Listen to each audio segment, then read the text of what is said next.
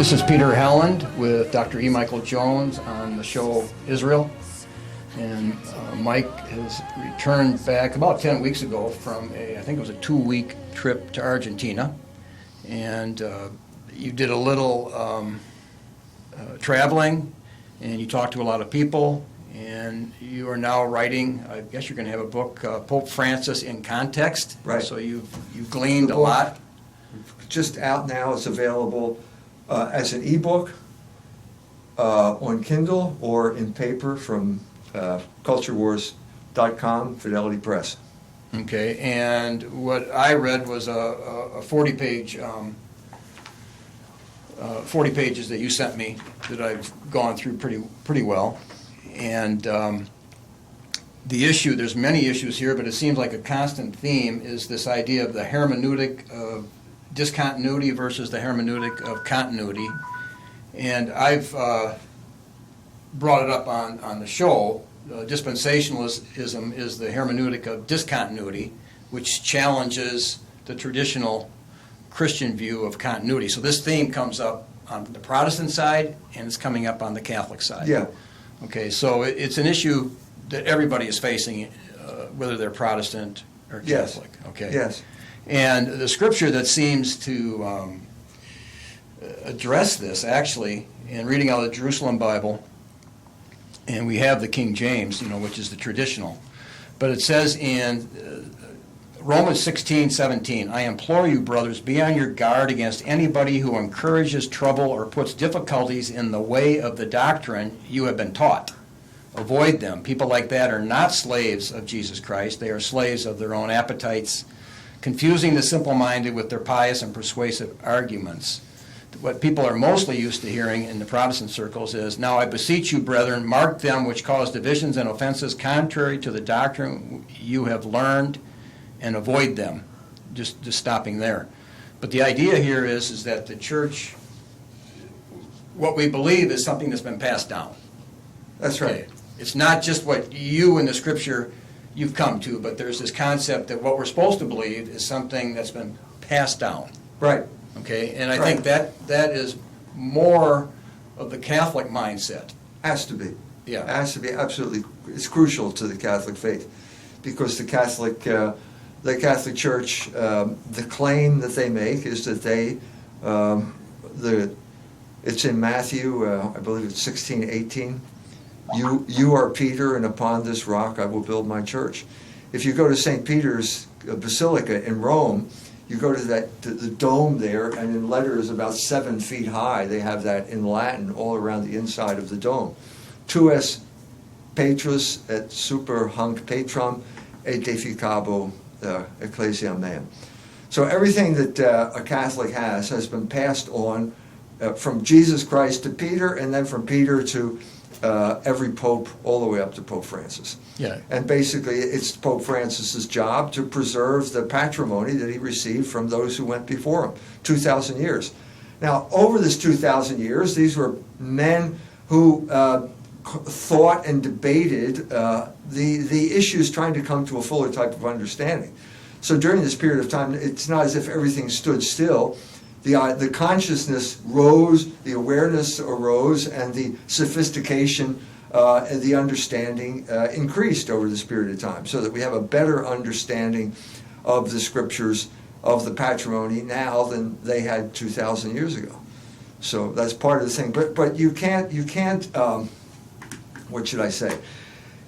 You can only pass on what has been passed on to you.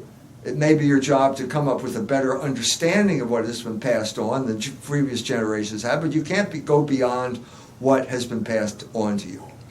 Part of the conflict is you open up, and you actually repeat it in this article. Cardinal Bergoglio, in his interview with Sergio Rubin, the Jewish fellow who wrote the El Jesuita in 2010, patria is what lends a person identity. So he talks about a patriot, patria, and your heritage. He goes into that whole idea. Why did you start with that? Well, because that's the context. I mean, I go down. First, I was invited down there to give a series of talks. So I gave a series of talks But during my time there, I met a lot of people who knew Bergoglio when he was Cardinal Archbishop of Buenos Aires. And I talked to them, and basically we have an understanding of the Pope. The Pope suddenly burst upon the scene. Nobody knew who he was before he became Pope, certainly not in our neck of the woods. And then he starts acting in a way that over a period of time became more and more mystifying, as far as I can tell. I think most people were willing to give him the benefit of the doubt. Everyone should have the benefit of the doubt. I think it was a strong beginning with Laudate Si. It was supposed to be on climate change, but he took that whole issue of climate change and contextualized it by putting it in the tradition of Catholic social teaching, namely Quadragesimo Anno Rerum Novarum, which is about labor, and it's about humans, the social order, and the role that labor plays in the social order. And so that was good. That was good. And also in Laudate Si, the Pope adverted to what I think is probably the biggest problem, certainly in terms of climate change, which is debt or usury, as we would say. Countries like Ecuador, this is all written up in a book called Confessions of an Economic Hitman, where a man who's the representative of the banks in the United States goes down there and persuades the oligarchs to take out loans. The country is burdened with debt, and at a certain point, the debt becomes unrepayable, and at that point the banks step in and say, well, we want the rainforest. And that has huge ecological consequences. It's catastrophic ecologically, and people don't even talk about it. And after mentioning that in Laudate Si, he came to Philadelphia for the Congress on the Family, and then he went to the United Nations, and he actually mentioned the U word at the United Nations, usury. Okay, first time I think a pope has mentioned this since Rerum Novarum.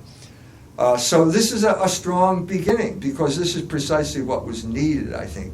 We were hoping that there would be this South American anti-neocon, anti-American imperialism movement. And that was kind of an indicator that and he was I thought this was just that. I think there were people, I think it was just that. And so that's a strong beginning, and then at a certain point, we're starting to get hit by one public relations announcement after another.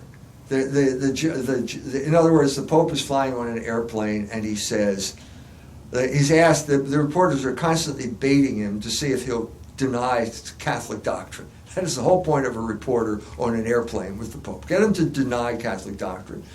And so they bring up the homosexual issue, and the Pope says, who am I to judge? Well, this had a demoralizing effect on the Catholic faithful who have been trying to hold the line here. It's not easy to hold the line, because the homosexual movement is the avant-garde of the revolutionary movement in our day. We know this because we live in South Bend, Indiana, and our gay mayor is proselytizing for this religion on a regular basis. It's where the power and the money is. Now, look, everybody knows the oligarchs are promoting homosexual rights. We've talked about this before. It's very simple to understand. We've talked about Michel Foucault, his pact with the devil, and basically the left sold out during the 1970s, where they said basically, okay, you give us sexual liberation, we won't criticize your economic system. And that's so we have Goldman Sachs, the head of Lloyd Blankfein, endorsing gay marriage, because it's in his interest, economic interest, to do this, because the system here is that basically, even if you're not a homosexual, you have to act as if you're a homosexual. And that means transient sexual relations, transient sterile sexual relations. Because these people are easy to control. Once you have non-transient fertile relations, that's known as a family, and the father then feels he needs a raise to raise his family, and suddenly he's causing trouble with the personnel department. This is the system, and Pope Francis evidently doesn't know this, But he demoralized the people who have been trying to hold the line when he made that comment. And then we had comment after comment after comment until finally the joke started making the rounds at the Vatican. About getting on the airplane. Did you hear that the Swiss Guard has now been armed with tranquilizer guns? And the answer, well, you say, well, no, why? And the answer is their job is to shoot the Pope whenever he gets on an airplane. Now, the Pope is not supposed to be shooting his mouth off on airplanes. The Pope used to say "we" whenever he would issue a statement because he's not supposed to have a personality. That's why you use the word "we." You are representing the patrimony, the people who went before you, the popes who went before you. You're passing it down. And suddenly you have this enormous personality coming in, entering in. And so this is causing turbulence. But it got really bad with Amoris Laetitia. Because at this point, this is on the family, it's the Synod on the Family, and suddenly we had the sense that we're back once again with a hidden agenda here. There seems to be a hidden agenda at these meetings. We've been through this for 50 years now, meetings with hidden agendas. And the Americans are notorious for the hidden agenda. So for once, the Americans weren't behind the hidden agenda. It's the Germans who are behind the hidden agenda. And the hidden agenda is basically to get the church to approve communion for divorced and remarried people. In your article, you said one of the motives could have been that the state or the church gets money. The German church definitely has a dog in this fight because they get, there's something called the Kirchensteuer, the church tax. And the church gets paid according to the number of people who register as Catholics in Germany. So the more people who register in your parish, the more money the church gets. Well, if you're telling the divorced or remarried in a sexually liberated country that they can't go to communion, they're not going to register. If they don't register, the revenues go down. So people were saying that there was this was the hidden agenda. But at this point, it came out. It was out in the open. There was a rebellion against what happened here. 4 cardinals, including Cardinal Burke, registered what they call dubia or doubts in the footnotes. Basically, what they tried to do was refer these cases, in other words, the divorced and remarried, to the private forum. Now, the church had done this before with usury. Pope Benedict XIV wrote Vix Purvenit, the definitive statement on usury, in which he said, yes, it's a sin, it will never stop being a sin, but the economic system has gotten so complicated that I can't comment on every single financial instrument out there right now.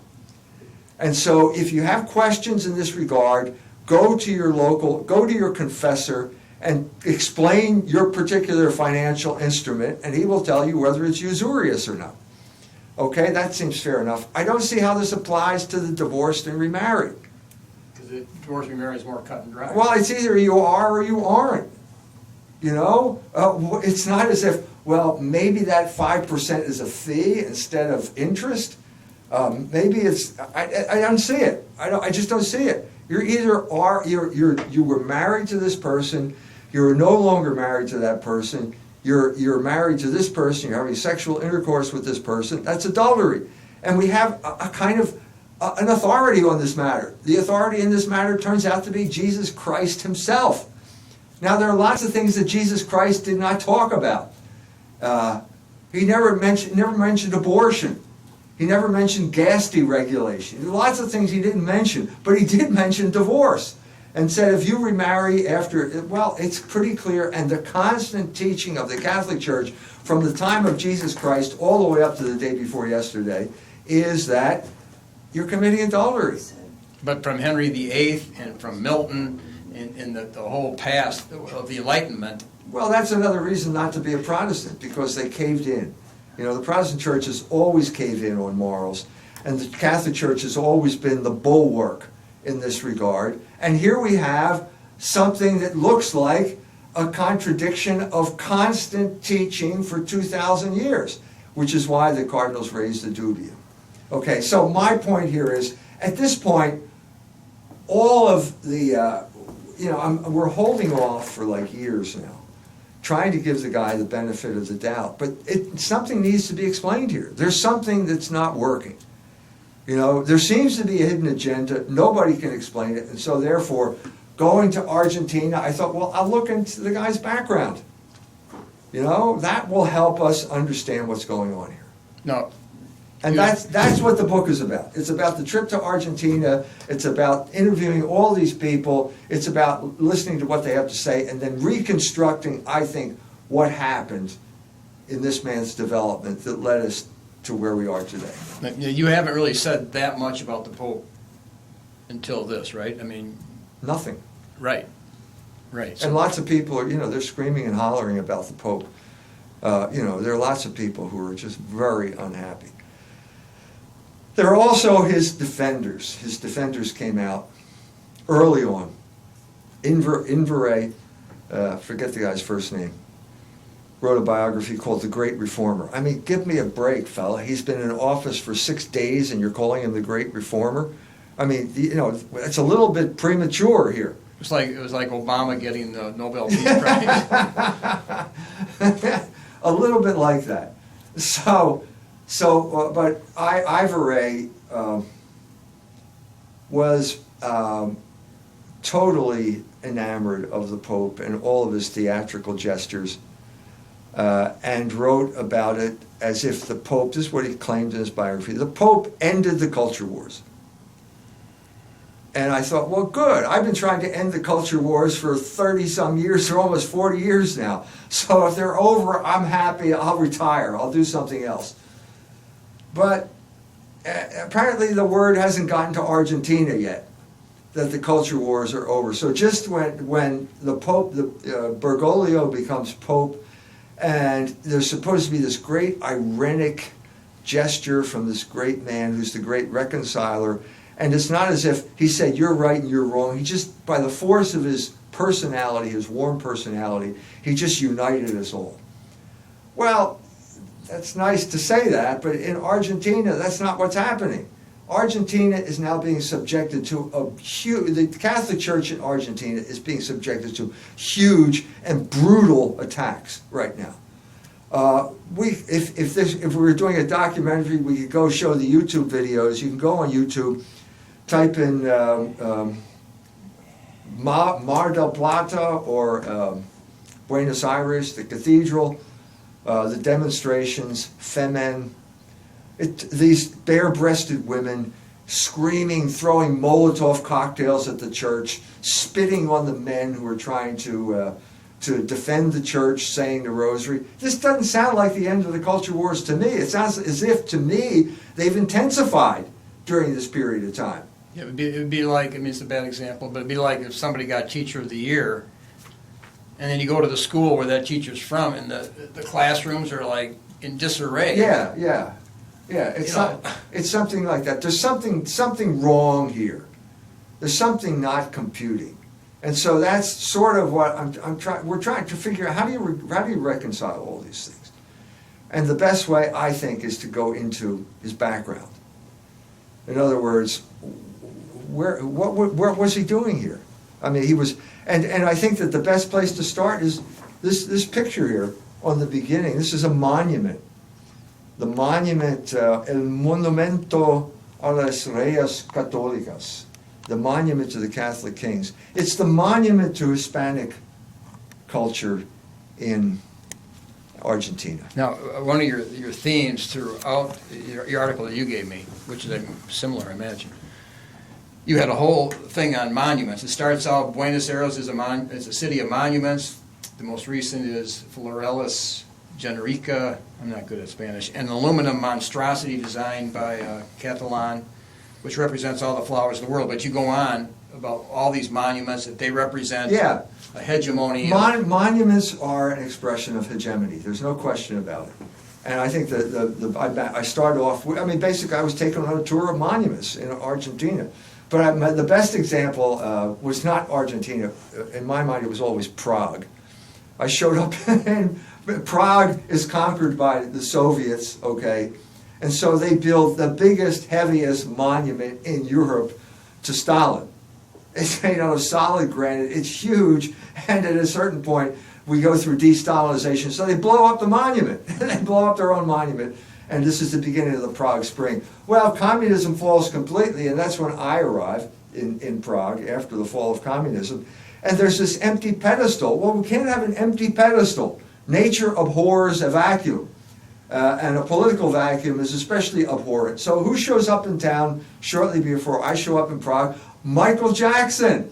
And Michael Jackson not only shows up in town, he brings a 35-foot statue, foot-high statue of himself. Wow. And puts it on the pedestal. And nobody stopped him. Nobody stopped them. I think they were happy. This is so it goes from Stalin to Michael Jackson. But the point is, you're not going to have any type of vacuum. You're not going to have an empty pedestal. I guarantee you. Something is going to go on that pedestal, and the something will represent whoever is in political power at that time. We're going through the same thing in South Bend, Indiana, right now. We have a new statue in town, and it's Father Hesburgh and Martin Luther King. That iconic photo is now in bronze in the center of town. We're going to talk about that another time, okay? But I mean, I'm saying point right now is it's hegemony. Well, this was hegemony too, but this is the time when the year that Bergoglio is born. This is 1936. I hope I got these dates right. 36, you said. But 1934, Buenos Aires is the host to the Eucharistic Congress. Now, to give you a comparison, 1926 was the Eucharistic Congress of that year, and it was held in Chicago. And the result was this huge outpouring of Catholic identification. The people that got together at that Eucharistic Congress in Chicago went on to bring about one of the greatest achievements in the culture wars in America. It was basically Joe Breen did the publicity. Joe Breen then mobilized the bishops to take on the Jews in Hollywood. And the result was the production code. The League of Decency? Legion of Decency and the production code. And for 31 years, the Catholics held the Jews in check. Okay, that was from, what, 26? No, it was 30-something. it was 34 to 65. Right, and I grew up under. We all grew up. Well, you're a little bit older, but I remember all the way through grade school. That Yeah, so every Sunday, or once a year, you take a pledge and say, I won't go to dirty movies. No matter how many dirty movies the Jews in Hollywood produce, I'm not going to go. Well, I don't remember that. I remember, though, you had to always check the list. Yeah, if you were going to want to go to a movie, you had to first check it. And they held them. It wasn't just the list. There was Joe Breen had veto power over scripts in Hollywood. Now, this really annoyed the Jews in Hollywood. It annoyed the entire left revolutionary movement in the United States. It was just, it was galling to them that the church would have this political power. And eventually they broke it. And we've talked about how they broke it. They used the Holocaust to break the production code. The movie was called The Pawnbroker. It was a Holocaust film, and the Jews cynically exploited the Holocaust to smuggle bare tits into the movies. We've talked about this before. But I'm saying, my point here is that it was a huge outpouring of Catholic political power in the United States. Well, it was even greater in Argentina because they ruled Argentina. I mean, we were always a minority that was we Catholics that were kind of uppity, and tolerated, but never had the levers of power anywhere near our hands. Well, one of your themes was that America, the Republicans and the Democrats are just two sides of the Enlightenment. Right. Where Argentina, there was actually a connection with the church on one side, and then absolutely, the political division in Argentina corresponds to reality, the reality of the world movement of history. So basically, on the one side you have Hispanic Catholicism, and on the other side you have the Jews, the Freemasons, and the English. Whereas as you said, in America, it's only it's two parts of the Enlightenment. It's the left wing of the Enlightenment and the right wing of the Enlightenment. And the church doesn't really play. No, and when the church got some type of demographic power after World War II, they invented the separation of church and state. They made it up out of whole cloth. You know, my favorite line in the South Bend Tribune, the Bill Moore attacking you in a letter to the editor said, and that's why the separation of church and state is in the Constitution. Well, Bill is not in the Constitution. Sorry, you may think it is, but it's not there. It's not there. We never had this power, but in Argentina they took over, and they ran the country. And this is the country when Bergoglio was growing up. It was this huge, powerful Catholic culture that went back for hundreds of years, and now they were coming into their own. And in the culmination of this was the rise of Juan Perón, who was a political genius, who was able to mobilize the political forces to turn Argentina into a real powerhouse, one of the biggest economies in the world, not just in South America. And he did it by promoting Quadragesimo Anno. So Catholic social teaching. Absolutely, there's no question. And Bergoglio was completely on board. He remembers as a teenager his father organizing discussion groups discussing Quadragesimo Anno. Well, this is powerful because labor is the source of all value. But there's a connection between your commenting on Germany also incorporating some kind of Catholic social teaching. Well, Germany, and they became a powerhouse. Is that? Oh yeah, I mean that's what happened over the course of the 19th century. I mean, if you want to talk about it, Catholic social teaching began in Germany when the Benedictines arrived and taught the Germans how to work at the end of the Roman Empire. And so for 2,000 years they were learning, they had a more and more sophisticated workforce. And then when Bismarck united the country and finally mobilized it and instituted Social Security and health insurance, the Germans stopped coming over here. The only reason I'm here is because one side of my family left Germany. Okay, and they stopped leaving. They concentrated the workforce, and at that point, they surpassed England in terms of every form of productivity. But Perón was doing Perón's doing something similar. We're talking about a shorter period of time here, and Perón was caught up in geopolitics.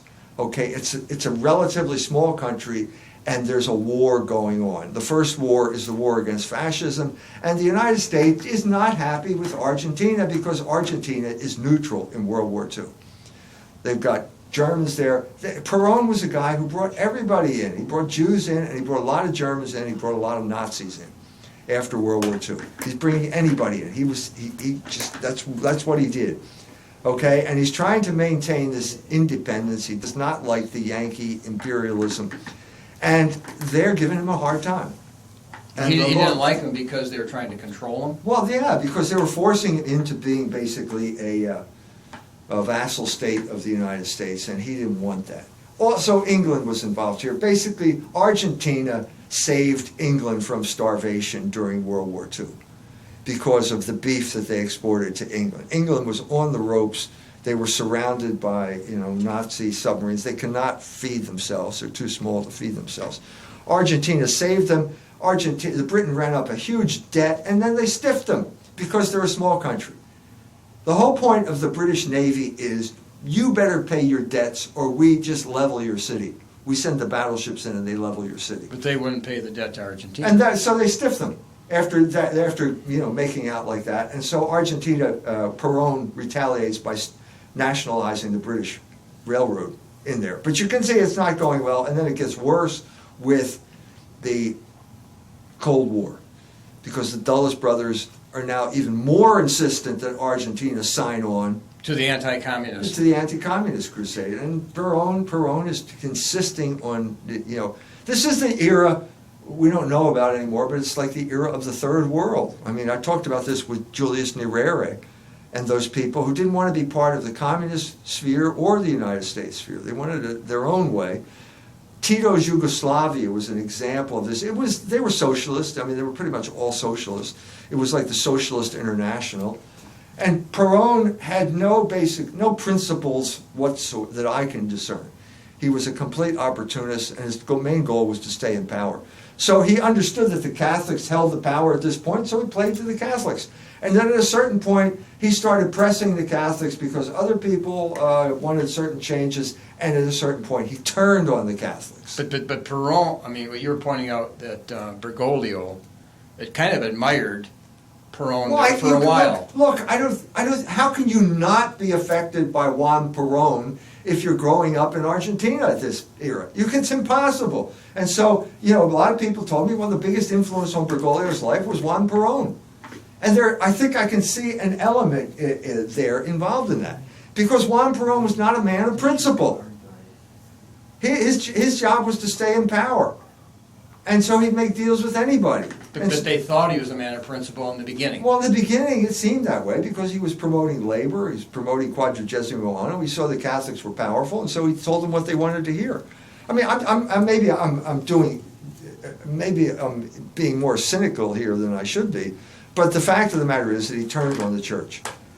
And at this point, this is what I'm beginning to see here with Bergoglio and his intellectual development. He still has this kind of strong commitment to labor and quadragesimo anno. You can tell. I listened to him speak when I was in Rome, giving a homily. And he's, the kind of easygoing guy.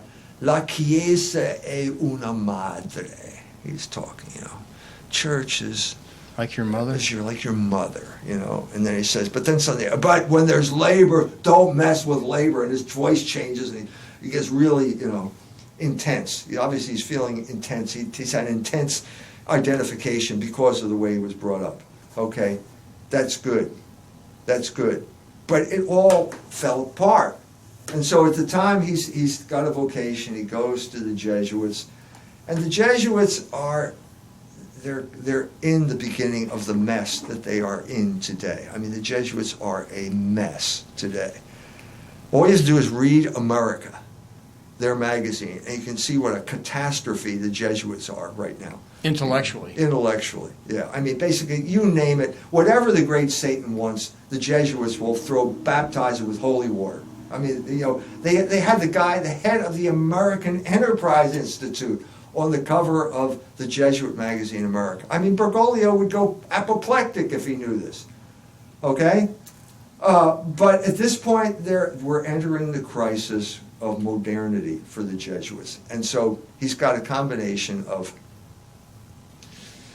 bad philosophical training. He says it himself. Yeah, you quote that. In the Ivoire biography. He's quoted in the Ivoire biography, But the Aristotelian Thomism was on the way out or something. It was in textbooks, and the textbooks could be bad textbooks. I don't know what textbooks he used. But basically he was... he didn't learn it. I mean, basically, you failed to learn, you failed to make contact with the fundamental backbone of the West, the philosophical tradition of the West, with logos, with metaphysics, just didn't make contact with it. Well, that was part of the problem with the guy in Tanzania. What's his name?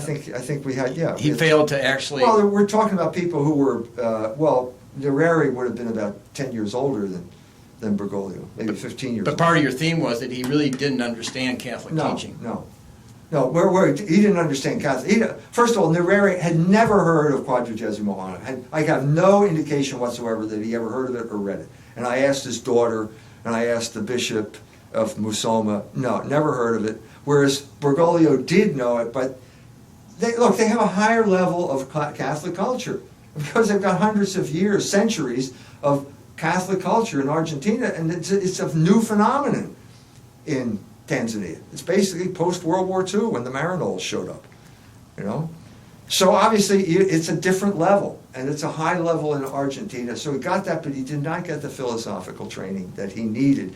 And at the same time, the Jesuits are promoting Teilhard Chardin, which is basically evolution. And he's the Jesuit patron saint. And I was at a Jesuit university college in the 60s, and guess what? It was Teilhard de Chardin then.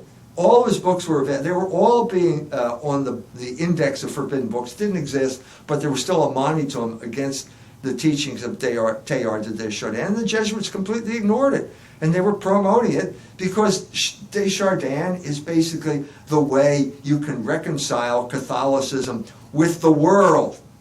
Well, they had that when I was in high school. The doctor, there was two doctors mainly in our town. The one doctor was the only time a non-priest gave the homily. And this doctor gave the homily. I must have been a junior, and it was on Teilhard Chardin. Yeah. You know, and it's like they were really pushing this. He's the patron saint of the people who want to reconcile with the world. And that's what the Jesuits have done. If you ever need a proof that putting the head of American Enterprise Institute on your magazine is you're in bed with the Jews and the capitalists. It's that simple. Okay?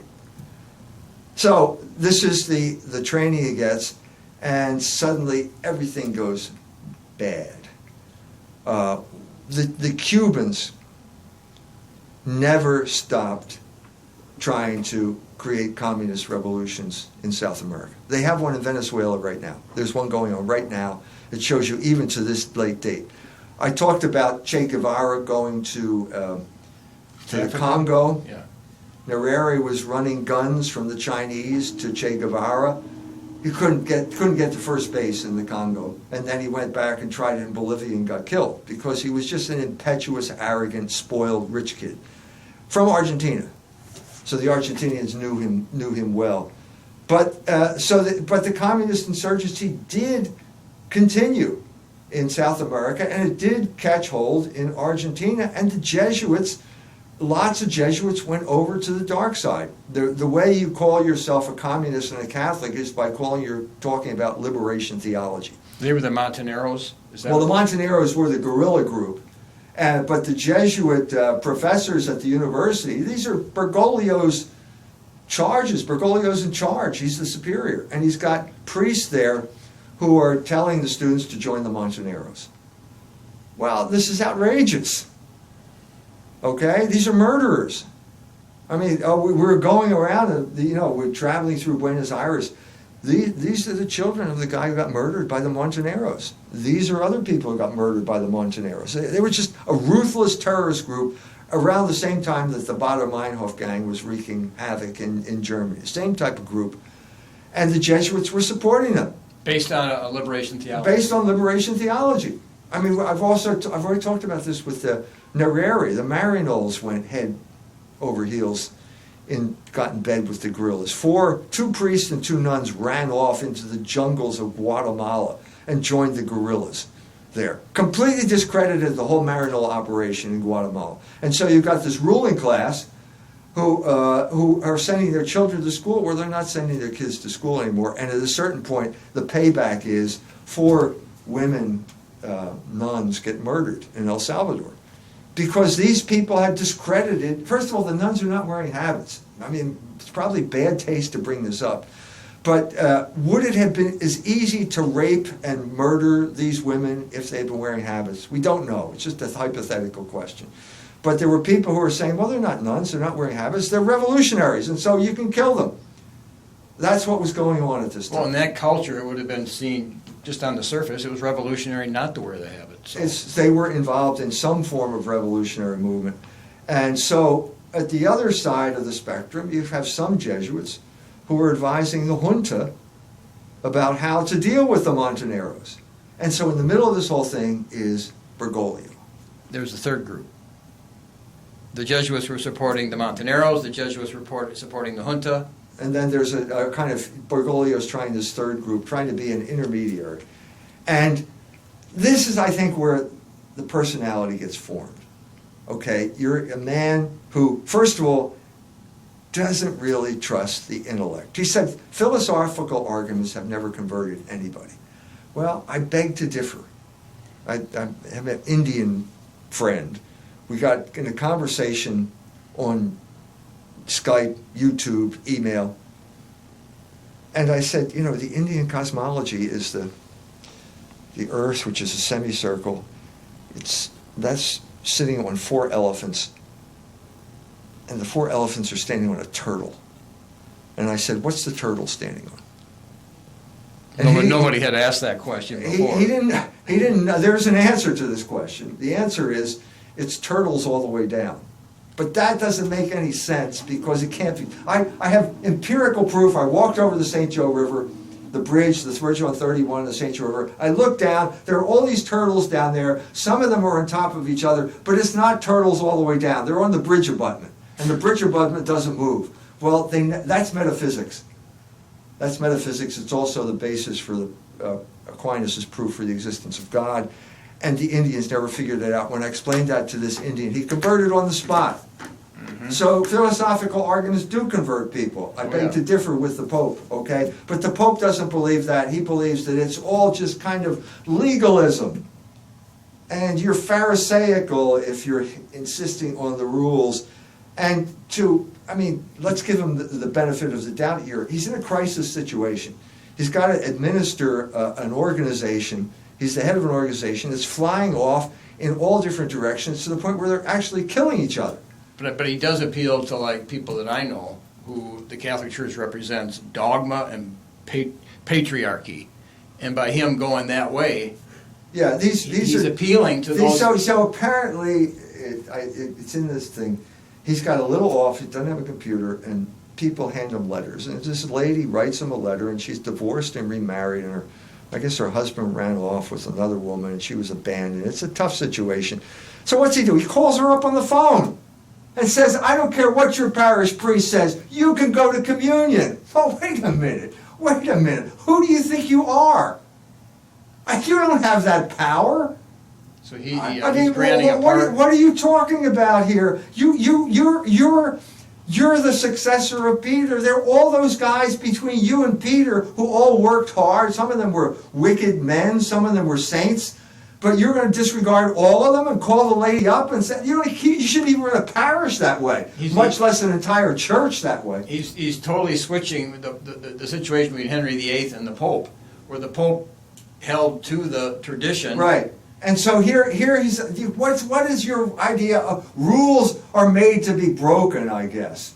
And I'm in charge of allowing you to break the rules. Wow, this is really disturbing.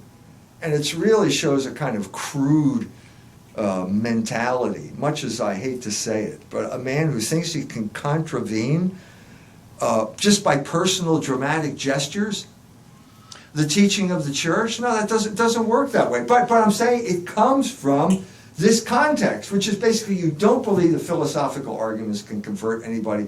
You believe that people who insist on the integrity of doctrine are really just legalistic Pharisees and hypocrites, and you're stuck in a situation where you're forced to make decisions because it's a matter of life and death, and the whole organization is falling apart. You put all those things together, and I think you have the guy that we're talking about now in Rome.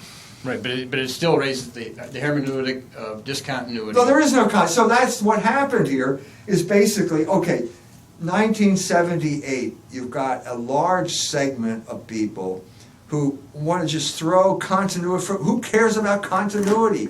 Which is really good. Dogma. You're talking about. We're talking about Notre Dame. I've already mentioned John Noonan wrote a book on usury to specifically state that there is no continuity. The church changed its teaching on usury. He wrote that with contraception in mind.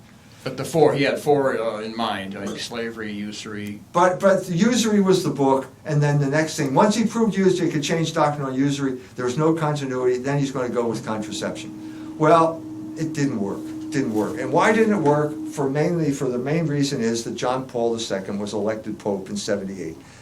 And he was part of the anti-communist crusade, but he held the line on sexual issues for a long time, 25 years, I think it was. And then Ratzinger gets elected Pope. And he's the continuation of John Paul II. What do we mean by that? They're saying that Vatican II, there's an interpretation of Vatican II that allows it to be seen in continuity with the teaching of the church. Right, even though it was difficult at times. And I'm saying they were still making the connection. That's right. That was, and they both did a valiant job. The problem with Ratzinger was he didn't understand history. He had no real history to back up what he was going on. He didn't really understand what was going on. He didn't understand the psychological warfare that was involved in Vatican II. with both Dignitatis Humanae and with Nostra Aetate. He didn't understand that the Jews were trying to overthrow 2,000 years of church teaching. Just doesn't know it. Didn't know it. And so he's got this Time magazine view of reality.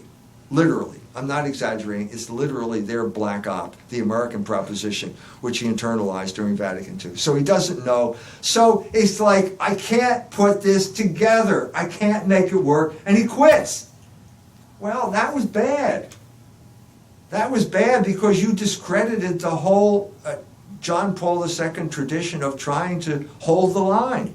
But was he hoping somebody better than him could come I don't along? know. I think he just threw up his hands. He may be a weak guy. He may be. I think he felt that one of the last things he talks about was the council of the media. Well, yeah, you're right. It was Time magazine, but you never figured that out, did you? And you still haven't figured it out. But he couldn't make it work. But in the beginning, he said the French Revolution, kind of bad. The American Revolution, fundamentally good. Yeah. And that became dogma in Rome, and that's all Time magazine. That's Luce's American proposition. And so he was hornswoggled and socially engineered. His generation was brutally socially engineered in Germany after the war. So he realized he couldn't do it, and he quit, and that suddenly awakened the crowd that has been out of power since 1978. The Spirit of Vatican II crowd, the people have felt that Vatican II has been failed to be implemented. Their version has not been implemented. And now they have their chance. Now, who are they? Ivory is very clear. It's called the St. Gallen Group because they met in Switzerland. Yeah. Cormac Murphy, Martini in Rome, McCarrick in the United States, and the ringleader, I think, would be Walter Kasper from Germany. Now they see their moment because in the conclave that elected Ratzinger, Bergoglio came in second. A strong finish, and they're thinking, hey, who is this guy? Who is this guy from South America? Now, why did he come in second, though? Because they liked him. Well, obviously, they liked him.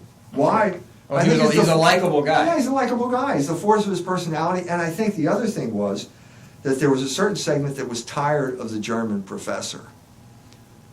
And that's what Ratzinger was. And he was a German professor. He did things that were unconscionable. He published books under his own name. He had his own cult of personality. It was the German professor personality, and nobody liked it. And so he discredited that group, and now there's this moment of weakness because he quit. And so the other side sees its opportunity, and Walter Kasper goes to Boston in 2000. 2002 or something like that. The date is in the book. I mean, Yeah. It's around that time. And he gives the talk on the Jews. And in this talk, he says the Jews can be saved by following their own covenant. Now, this is a complete denial of the gospel. There was Kasper showed up at Notre Dame, and someone tried to arrange an interview. And I was supposed to interview him in German. And the first question was going to be, Ist die Taufe heilsnotwendig? Is baptism necessary for salvation? Is baptism necessary for salvation? Now, it's yes or no. If you say no, you're contradicting the German catechism because the states in the catechism, baptism is necessary for salvation. It doesn't say except for the Jews. It doesn't say that. So basically, this is a challenge to the entire structure of the Catholic Church, the entire gospel. Because we're not talking about gas deregulation here. This is central. You know? Okay? But yeah. Okay? And so he gets this reception in... this is a reaction to Dominus Jesus. Because Ratzinger and Wojtyla both reaffirmed the traditional teaching that baptism is necessary for salvation.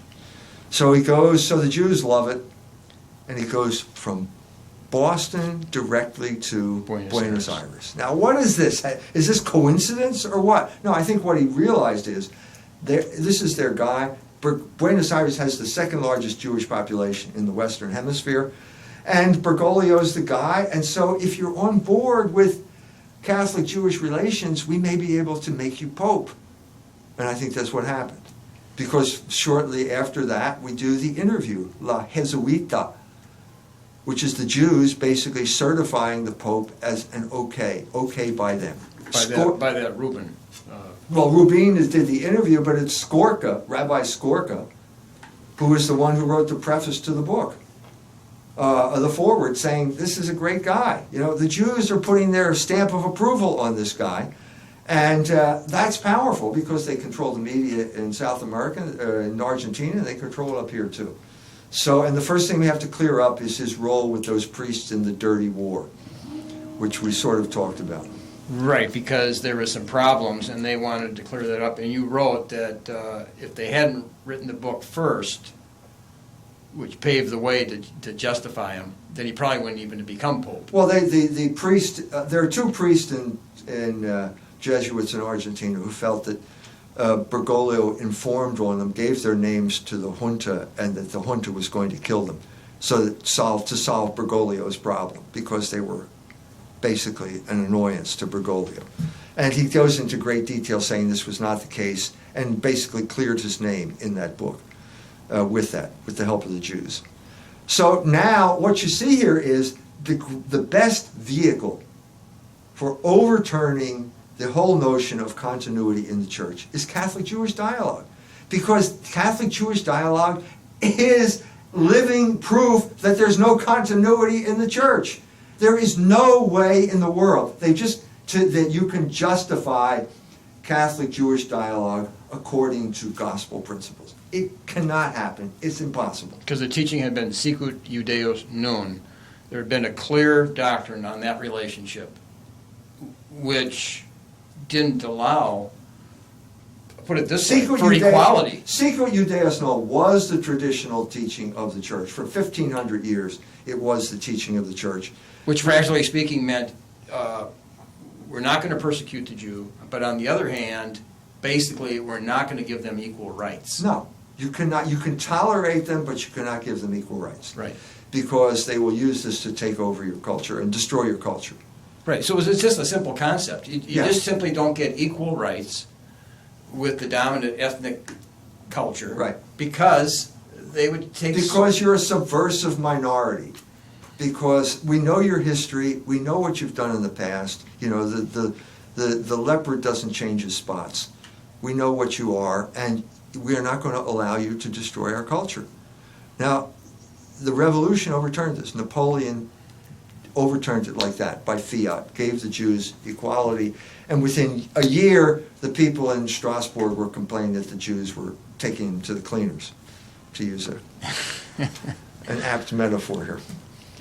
100 years after the French Revolution, Civiltà Cattolica, the official magazine of the Vatican, issues a 3-part series on the Jewish question, in which they say, basically, any country that turns away from the laws created by Christian monarchs will end up being ruled by the Jews. This was the officially approved magazine of the Catholic Church. This is the teaching of the Catholic Church up till Vatican II, up till Nostra Aetate, which did reaffirm the traditional teaching. Okay, but the interpretation of Vatican II was in the hands of the Jews. They are masters at taking over interpretation. And outlets like Time Magazine, which was the last gasp of the WASP CIA hegemony over American culture. And basically they said the church has been the most wicked institution in human history in terms of promoting anti-Semitism, but hey, they changed and they're okay now. But I'm confused because John Noonan, I thought there was 4 things where he said the church had changed. He didn't mention No, of course he's this. not going to mention that. Isn't that Because first of all, we are not talking here about church teaching. Nostra Aetate did not change church teaching. The Jews wanted an exoneration for killing Christ. That's what they were paying Malachi Martin to do. Instead, the Nostra Aetate said not all Jews at the time of Christ called for his death. Well, duh.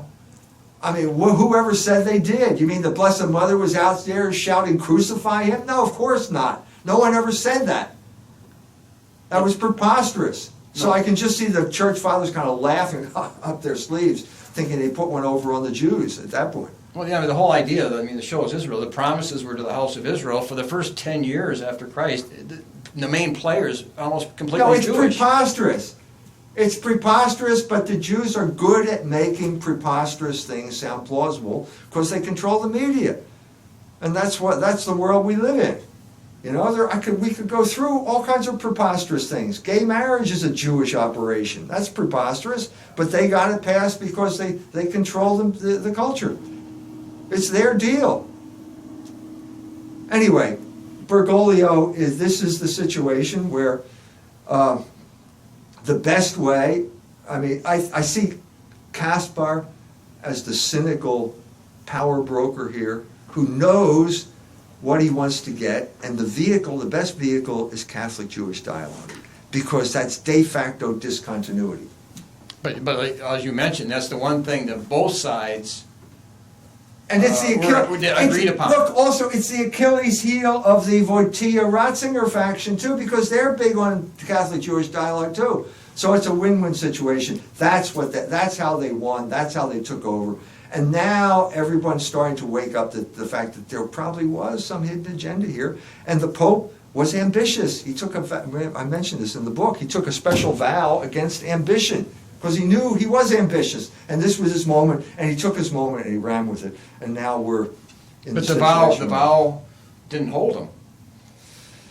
Look, just because you take the pledge doesn't mean you're not going to take another drink.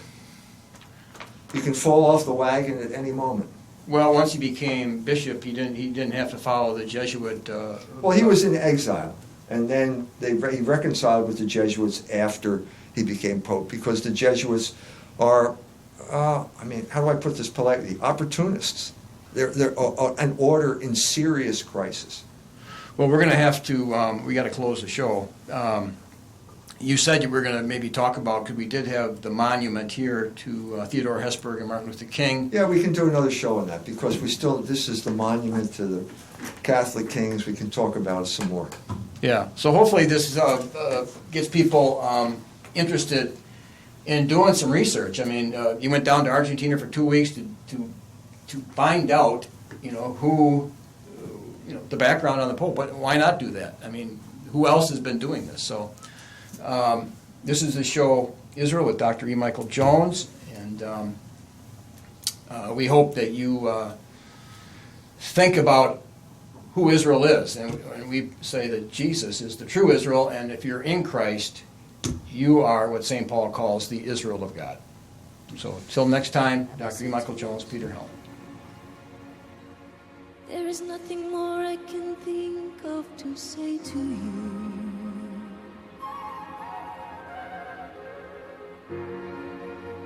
But all you have to do is look at me to know that every word is true.